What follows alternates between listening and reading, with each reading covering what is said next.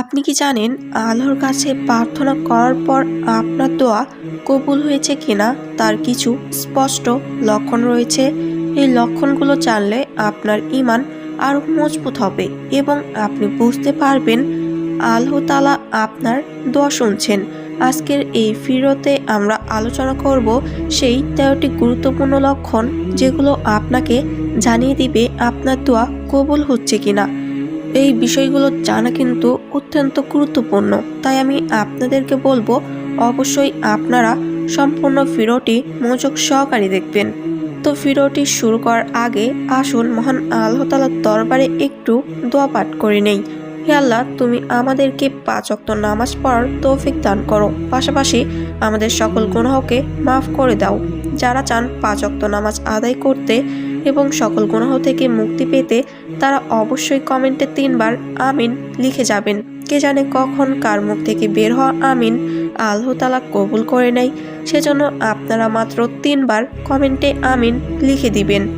আর আপনারা যারা এখনো এই ভিডিওতে লাইক দেননি তারা অবশ্যই লাইক দিয়ে দিবেন এবং যারা এখনো এই চ্যানেলটি সাবস্ক্রাইব করেনি তারা অবশ্যই চ্যানেলটি সাবস্ক্রাইব করে পাশে থাকা অল নোটিফিকেশনটি চালু করে দিন।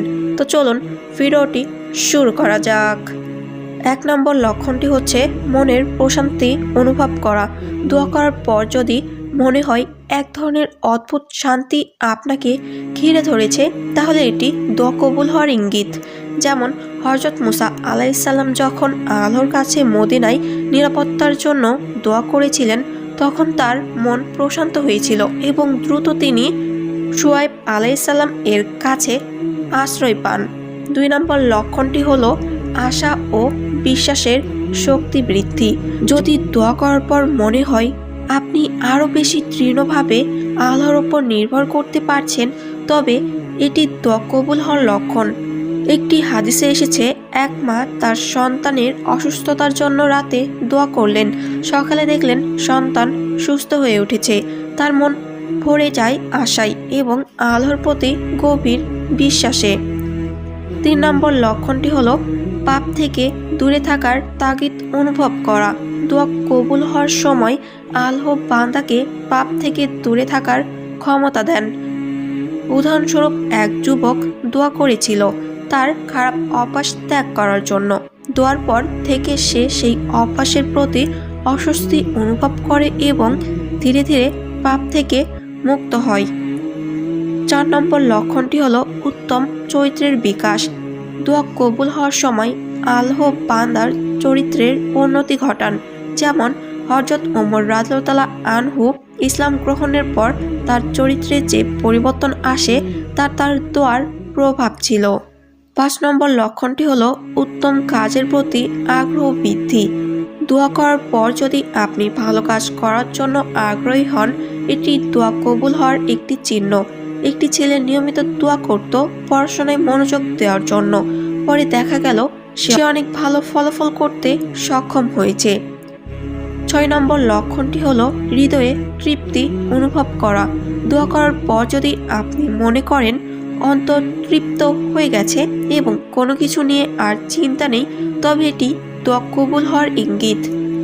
7 নম্বর লক্ষণটি হলো নির্দিষ্ট উদ্দেশ্য পূরণ হওয়া।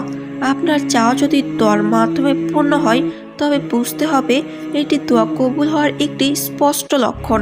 যেমন হযরত জাকারিয়া আলাইহিস সালাম বৃদ্ধ বয়সে সন্তান লাভের দোয়া করেছিলেন এবং আল্লাহ তাকে হযরত ইয়াহইয়া আলাইহিস সালাম দান করেন। 8 নম্বর লক্ষণটি হলো মনে ইতিবাচক পরিবর্তন অনুভব করা। দোয়া করার পর যদি মনে হয় আপনার মধ্যে ইতিবাচক পরিবর্তন এসেছে, যেমন ধৈর্য বা উদারতা বেড়ে গেছে, তবে এটি দোয়া কবুল হওয়ার লক্ষণ। 9 নম্বর লক্ষণটি হলো কঠিন সময় সহজ মনে হওয়া। যদি দোয়া করার পর জীবন কঠিন পরিস্থিতি সহজ মনে হয়, যেমন বিপদে আল্লাহর সাহায্য অনুভব করা, তাহলে বুঝতে হবে এটি দোয়া কবুলের একটি চিহ্ন। 10 নম্বর লক্ষণটি হলো হঠাৎ সুযোগ সৃষ্টি হওয়া। যদি দোয়ার পর হঠাৎ করে নতুন কোনো সুযোগ তৈরি হয়, তবে বুঝতে হবে আল্লাহ আপনার সেই পথ খুলে দিয়েছেন। 11 নম্বর লক্ষণটি হলো পরিস্থিতি পরিবর্তন হওয়া। আপনার চারপাশের পরিস্থিতি যদি হঠাৎ বদলে যায় এবং তা আপনার মঙ্গলের জন্য হয়, তবে বুঝতে হবে এটি দোয়া কবুল হওয়ার চিহ্ন। 12 নম্বর লক্ষণটি হলো ভালো মানুষের সঙ্গে সঙ্গ পাওয়া। দোয়ার মাধ্যমে আল্লাহ আপনাকে সৎ এবং ভালো মানুষের সঙ্গ দান করেন। যেমন একজন হতাশ ব্যক্তি দোয়া করছিলেন ভালো পরামর্শদাতার জন্য। কিছুদিন পর তিনি এমন একজন মানুষের সঙ্গে পরিচিত হলেন যিনি তার জীবন পাল্টে দিলেন। 13 নম্বর লক্ষণটি হলো আল্লাহর ওপর তাওয়াক্কুল বৃদ্ধি পাওয়া। দোয়া কবুল হলে আল্লাহর ওপর আপনার আস্থা আরও গভীর হয়। একজন ব্যক্তি বারবার দোয়া করতেন জীবনের একটি বড় সংকট থেকে মুক্তির জন্য। একদিন সেই সংকট কেটে গেল এবং তার মনে আল্লাহর প্রতি এক অগাধ নির্ভরশীলতা সৃষ্টি হলো। আপনার দোয়া যদি এই 13টি লক্ষণের মধ্যে কোনো একটি লক্ষণের সঙ্গে মিলে যায়, তবে জেনে রাখুন আল্লাহ তাআলা আপনাকে বিশেষভাবে রক্ষা করছেন। তার প্রতি আস্থা রাখুন এবং আরও বেশি দোয়া করুন। মনে রাখবেন আল্লাহ সবসময় তার বান্দার জন্য ভালো কিছুই করতে চান।